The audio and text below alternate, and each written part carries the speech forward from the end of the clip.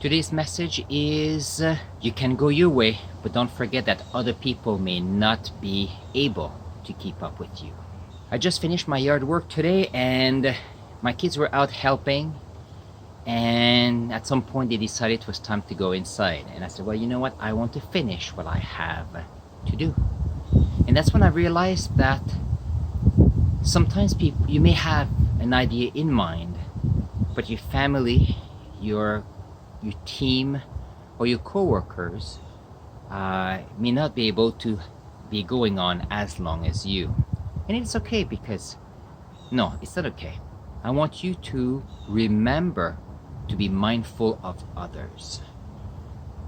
Don't forget that you have ideas. Your ideas are important to you. You have a vision. You know where you're going. But if you have your family following you, or a team doing what you want them to do, you may not realize that you're asking a lot of them. You may not realize that they get tired. They need more motivation.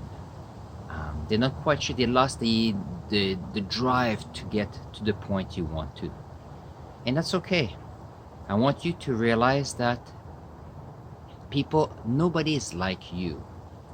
It is interesting because I just thought that some of you watching this video may be in a group where it's hard to keep up with your boss, hard to keep up with your family. And for you, I want you to keep in mind that if there's no communication coming from above, coming from your parents or your family, it's very hard for you to understand why you should give the effort they want you to give. It's interesting. That reminds me of a few stories actually. The first one is in geology. I remember when I was doing mapping, I could go for early in the morning till the end of the day, and that was great. And I remember sometimes working with some junior geologists, and they were saying, oh, we need to stop. We're tired. How about we take a break? And I couldn't figure out why, since it was a nice day. But then I realized that once I sat down with them, we could have conversations, and then we could talk about who they are, who they were, their aspiration, and then I could use that with what I was aiming for. And basically with them, they wanted to learn, they wanted to participate, but not just physically or doing the work. They want to participate in the conversation.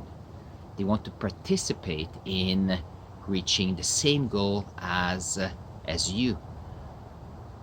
So if you're a leader, take time.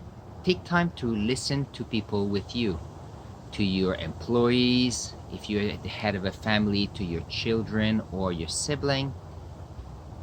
Because if you don't chat with them, you will not know what their expectations are, what is their interpretation of where you want to go. And often I forget that, because I remember sometimes when we went to Alberta a few years back. It was I don't know how many kilometers that is, but across Canada. If I was to drive all the way from here to Calgary, it would probably take, I don't know, 40 hours maybe of driving nonstop. And I remember being with my kids, and they said, well, Dad, we need to stop. Or going for a hike, and my kids saying, oh, we need to stop right now. And that's when I realized that I had to schedule rest time, to have to schedule breaks. And that was giving me energy for to get going, energy because I was sitting down and just reassessing what I was doing. Because if you don't reassess, you may not be going in the right direction. And I started to grow. I started to grow because my results started to be better. Yeah. How were they better? They were better because, first of all, I was listening to feedback. And that is something that sometimes we don't always do. Not that I necessarily used all the feedback, but feedback is a good way for you to see if your team is with you. It's a good way for you to see if you need to reassess the direction of your project. Today I did some yard work, and I have 2 or 3 other things I have to do. So I do an hour or two of this, and I go inside and take care of a few things for an hour or two, and then I go back outside. So at the end of the day, everything works out. And to my family, they say, well, how come you can't just sit and relax? Well, that's a good question. Because I know that if I finish it today, there'll be time for tomorrow. There'll be time for new projects and new opportunities for tomorrow. And that is important.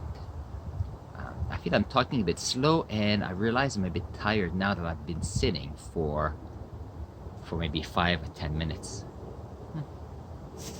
You're allowed to rest once in a while. That's how you get, oh, little squirrel. It's important for you to know that people are willing to be with you if you listen to them.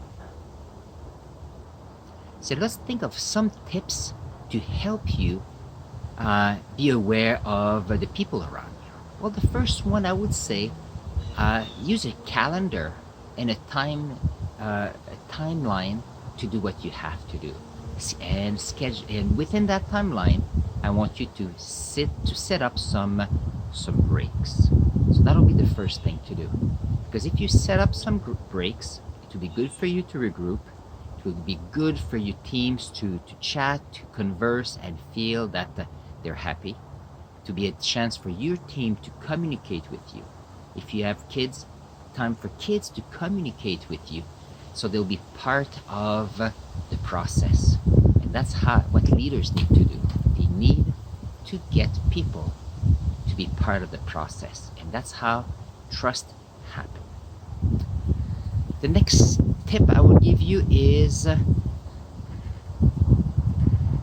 if you don't want to schedule breaks, schedule time to have conversations with your team players. Oh, that's a good one.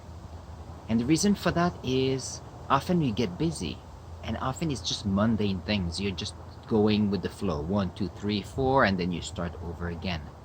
When you stop and want to have good and meaningful conversations with your team players, that's when you notice that new ideas could come up, because then you can send ideas back and forth. You may improve the products you're creating or your service. You could also think of new players to bring in your group. And even you may notice that some of the team players could be shuffled a little bit to take care of their skills and their talents. I think that's a good one. The third tip I have for you is have time to eat with your group, your kids, and your team. Back in the days, I lived 10 hours from my family, but when I was close to them, we would eat together every day. Weekends, we go to the extended family. And you know what? When you eat together, great conversations come through. Great conversations when you talk about what's going well, what's not going well, new ideas come through. Last week I went for a workshop, and you know what? I was able to go to only one of the 3 dinner, but that was a chance for me to sit with some of the other members of the group and chat about different things, and that's when new ideas come through. That's when I learned to know them more. And you know what? The beauty of this is I got to know them better. I got to now trust them more, because it's not just a working environment now. It is a place where you're sitting and you're sharing moments. And I don't remember who told me that a month ago. I went somewhere and they were saying, you know what, sharing bread is so important, and it's part of many beliefs and religions and spiritual awakening process. It's because when you break the bread or you eat together, you're sharing part of who you are. And think about that. You want to get to know someone so that the trust could improve. And once you start improving your trust, you can grow, you can help more, and you can help each other. And that's what the community is all about.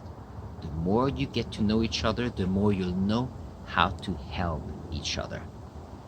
That's the difference between you making a decision to help someone, not knowing if the help you want to provide is good for them. It's like someone coming to see you for help for your business, and you'd say, okay, this is what I'm going to do for you, even before you listen to what their needs are. Once you know their needs, you can assess if their needs are correct, is in line with what would mean success for them, and then you can bring forward suggestions for them to be better. So we have a call to action today. Call to action today is the following. I want you to, every day, to set up your calendar of things you want to do and schedule time for breaks. Not just breaks to go on the social media. I want you to take a time to set up time for a break so you can go and talk to somebody of your team, go and talk to your kids, go and talk with a colleague, even your boss, just to give a chance for conversations to happen, to give you a chance to get to know more of each other, more about each other, so that at the end you'll be able to know what they need. Because once you know what they need, new ideas will come forth. And you know what? New ideas mean new opportunity. New opportunities means new business ventures. In the family, if you listen, you have new idea, you end up with new opportunities of what people like to do. And when you come up with a nice afternoon, you have the opportunity to have great moments with your kids. On that, I want you to let's see. I'm gonna put a video up here. I'm not sure which one I'm gonna put there yet, but please go and see. I have tons of videos on how to do more, how to grow, and how to be better. And you know what? Whichever I'm gonna put there will be amazing among all the other videos I have for you. Take care.